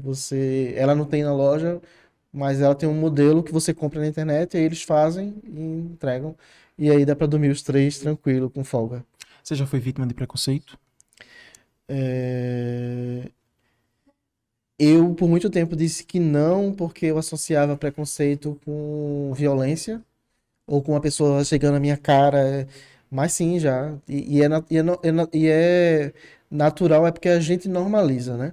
A gente cresce numa sociedade onde o preconceito é normalizado, então a gente aprende a conviver com aquilo. Ah, o que é que aconteceu com você, assim? É, só não é tão forte porque eu, dentro mesmo do grupo LGBTQIA+, eu sou... tô no grupo privilegiado, né? Homem Branco, branco, né? cis, Uhum, uhum, aí empresário, uhum, uhum. então Mas o que que já aconteceu com você? nada memorável. Ah, tá. Ma- São na sutileza, é na Sim, sutileza, assim. Uhum. acontece. E aí você percebe um pouco disso, né? Ou às vezes de me colocar num papel de, até como trisal, de tipo, fonte de curiosidade das pessoas. E não é o interesse em me ver bem ou isso. É o interesse de, como se eu estivesse no zoológico, de me observar e ver o que é que eu faço, como eu interajo com os meninos e tal. Uhum. Que eu acho natural, essa Sim. curiosidade, mas nem sempre é. Às vezes é tóxica. Viu? Dessa forma como eu tô fazendo? Não. A Porque sua essa forma é entender. é Algumas entender pessoas de têm. explicar mesmo para parar esse estigma que é tão bobo, né? Mas a sua motivação não é você é contra e, entendeu? Você tá Uhum. querendo que eu deslize.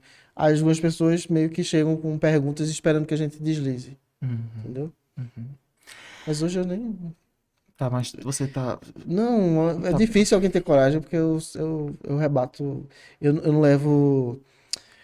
Uma coisa que eu aprendi com a terapia é, tipo, eu não me coloco numa posição desconfortável para não deixar o outro desconfortável. Então, se eu tô desconfortável com algo, eu falo. Ah, E tem que aí, ser. se a pessoa me deixou Tem que desconfortável, eu ser. vou deixar ela desconfortável Tem também. que ser. Tem que ser.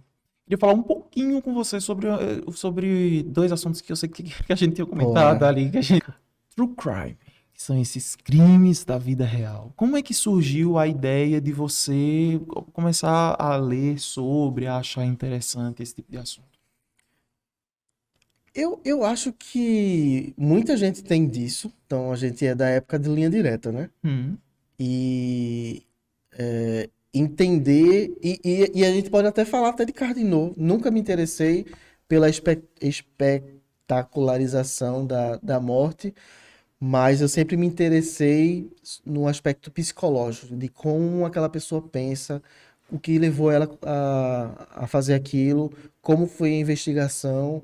Isso me desperta curiosidade, né? uhum, De ver algo absurdo e entender como é que foi o processamento daquelas informações todas para a polícia, para a família, para a pessoa em si. Eu não sei explicar de onde vem isso. Também acho que a gente já passou da fase de achar, das pessoas acharem que isso é errado, né? Como se você uhum. tivesse um interesse pelo macabro. Não, Não, não não é é. isso. Não é. É, às vezes até um pensamento psicológico também, um É estudo você de entrar em entender a contato com pessoa, o ser humano, sem o dúvida. extremo de descontrole de outro ser humano.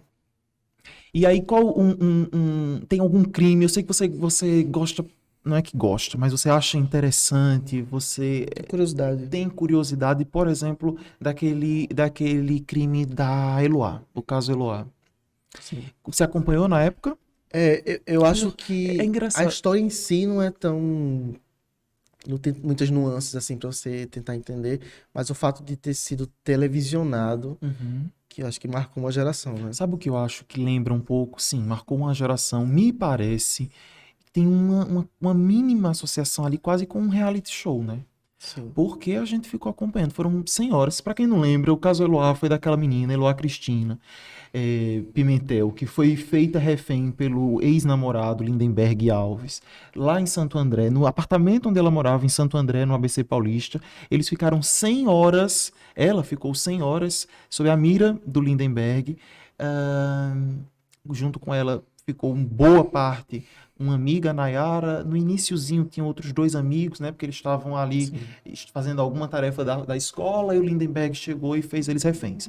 Soltou os dois Ficou na Yara. rapazes, depois soltou a menina, a Nayara. Por Depois um ela erro voltou. da polícia, ela volta para o cativeiro. No final, depois de 100 horas, a polícia invade e ele acaba atirando na Nayara, um tiro pega na cabeça, se eu não me engano, e ela morre um pouco depois. Ele atira na. Na genitália dela e na e cabeça. na cabeça. Da Eloá. Da Eloá. Eu falei Nayara? Falou Nayara. Perdão. Nayara sobrevive, mas a Nayara pegou um tiro na boca. Também, Foi? sim. Mas só para ficar claro, estamos falando que a Eloá, que era a ex-namorada, acabou morrendo com esses 2 tiros, né? É, A Nayara, que estava também no cativeiro naquele momento, sofre um tiro, não sei se de raspão, mas ela fica com a boca machucada, mas sobreviveu. A Eloá é quem acaba, infelizmente, horas depois, morrendo saiu no a notícia. hospital. E foi pesado, eu acho, isso ter sido televisionado, assim.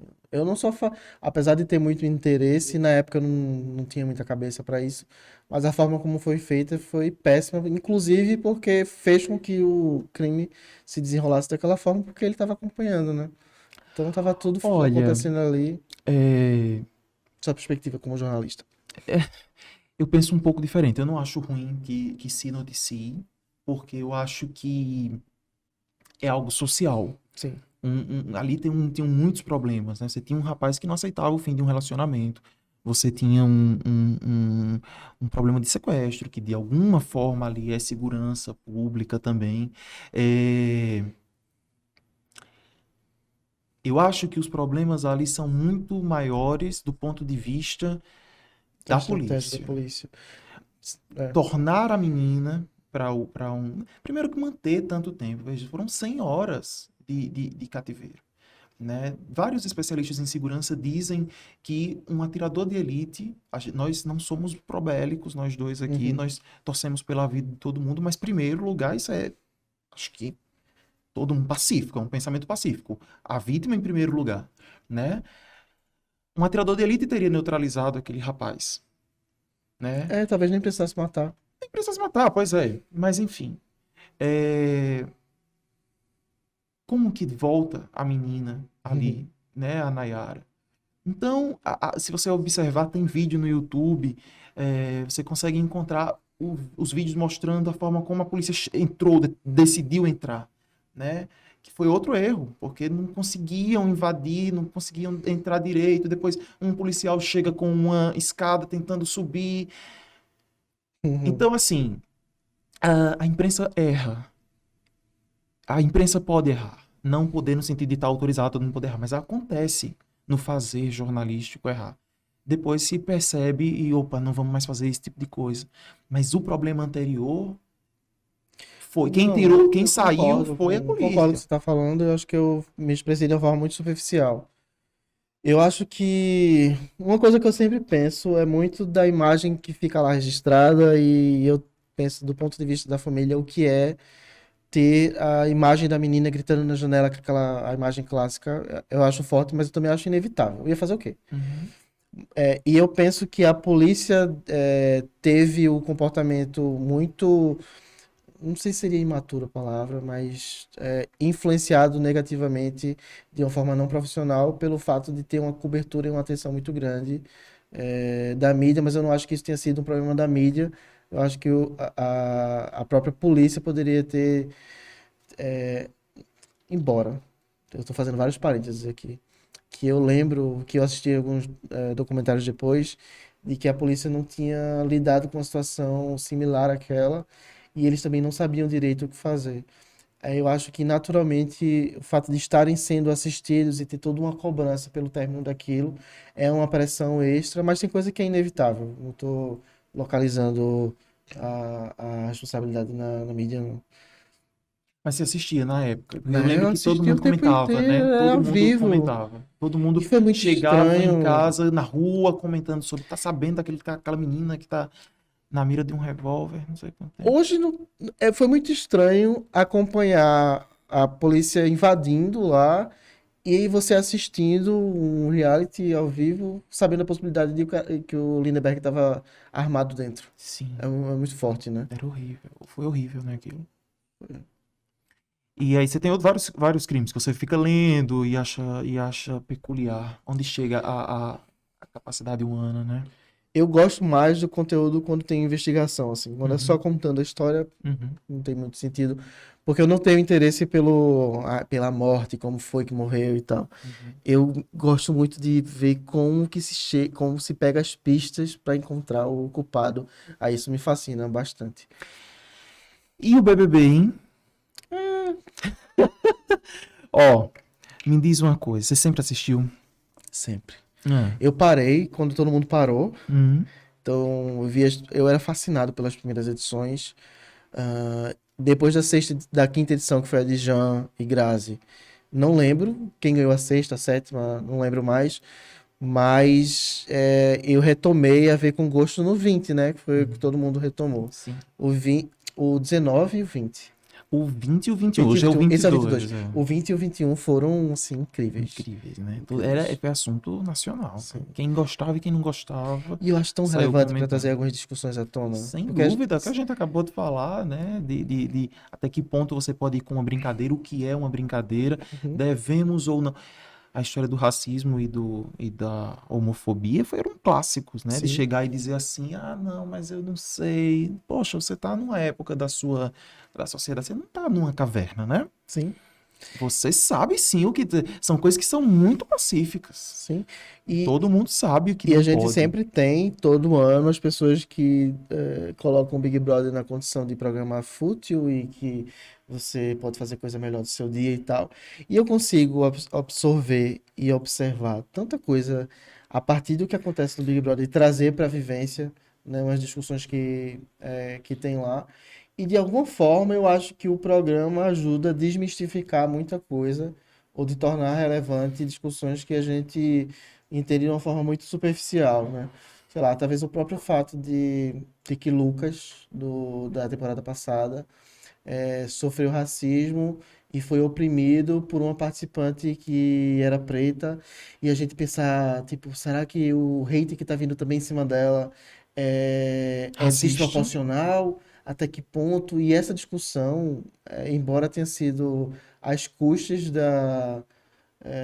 dessa opressão, né, da infelicidade dessas pessoas e de ter disparado o gatilho para muita gente, eu acho que foi útil, assim, para muita gente, para poder entender, ó, aquilo acontece e existe uma forma de se lidar com aquilo que é mais saudável e que você pode replicar para outras relações na sua vida. Não, o que eu penso, até, enfim, pela minha profissão também, ninguém fica 24 horas do dia só lendo notícia. Ou ninguém fica 24 horas do dia só ouvindo MPB. Ou melhor, se você quiser, tudo bem. Mas você ter um momento do seu dia ali que, poxa, quero, mesmo quando não tinham esses debates mais, que esse ano nem teve tanto, né? Mas Teve em nada. 2020, em 2021, quando tiveram aquelas edições, mesmo antes também, você tem um momento de você parar e, poxa, quero ver algo leve, algo tranquilo. Qual o problema, né? E você participaria do BBB? Eu penso em me inscrever. Ah. Eu não sei se eu teria saco para gravar um vídeo. Tipo, Dizem que o oi, processo é gente. demoradíssimo, né? Mas eu queria participar da experiência. E eu acho que seria relevante. Vamos Ah, ver. isso não tenho dúvida. Tô aqui na torcida. Vamos ver. Boninho, por favor. Pior que eu tô Boninho. metendo tanto pau que eu acho que se ele for resgatar as minhas postagens, eu sou preterido. Que nada. Oh, pelo contrário, eu acho que isso mostra como você acompanha, como você... Vamos pensar assim. Vamos. Deixa eu te perguntar só uma coisa pra gente terminar. Delicata, nossa querida Delicata, cresce pra onde agora? Acho que ele tá muito no movimento de olhar para si. Então, a partir de toda essa experiência que a gente teve nos últimos 2 anos, eu tô tentando mudar junto com as pessoas a gestão, trazer os colaboradores mais para perto em relação a o que pra gente pensar junto, pra gente caminhar junto, porque eu acho que na pandemia foi muito do tipo, a gente tem que chegar no próximo mês. Sim. Vamos trabalhar para chegar no próximo mês. E agora eu quero, tipo, gente, ó, a gente quer chegar ali. Vamos trabalhar juntos, a gente quer chegar lá. Eu. A gente pensa muito em abrir naturalmente Camaragibe Hum. e um mais pro centro. Camaragibe é uma cidade que fica na região metropolitana aqui do Recife, só para explicar para quem não é Assim. daqui. E uma mais no E, centro do Recife. e um mais pro centro. E eu tenho muita vontade de abrir uma em João Pessoa, que é outro estado. Mas é uma vontade que está aqui ou aqui? Tá onde? Assim? Tá mais perto do que hoje. A minha vontade é porque a gente já tá muito na zona de conforto aqui, né? Uhum. João Pessoa tem um carinho especial de sua parte? Não é um carinho, é porque eu gosto da cidade, mas não é porque, tem um carinho, eu quero. É porque eu queria recomeçar. Eu queria fazer um público, eu queria chegar com toda a carga de essência que a Delicata tem e perceber como são pessoas que não conhecem a marca interagindo com elas. Dar um refresh. Porque aqui já, tipo, massa, não tô reclamando. O que a gente abre dá certo, o que a gente vende, vende, o que a gente posta engaja. Mas eu queria ver como é com quem não conhece. Por isso meu interesse, entendeu? Dar uma reativada aí naquele medinho. Adrenalina, É né? isso aí, velho. Amo. Meu querido, muito obrigado. Foi um prazer Foi enorme ter você aqui. Olha, só tenho que agradecer. Na verdade, eu esqueci de duas coisas. Na verdade, de pedir para, por favor, vocês se inscrevam no nosso canal. A gente está começando. Se inscreve aí no Asas Podcast. Em nossas redes sociais. Nós temos no Instagram o Asas Podcast. O meu Instagram pessoal é o Oi Gabriel Dias. Oi Gabriel Dias. E o seu? Seu Cleito. Seu Com Cleiton. O no final. Seu Cleiton. Cleiton. E tem o da Delicata. Delicata, @delicata com K. Delicata com K. Obrigadão. Muito Obrigado, obrigado. meu querido. Obrigado, pessoal. Muito obrigado. Até a próxima.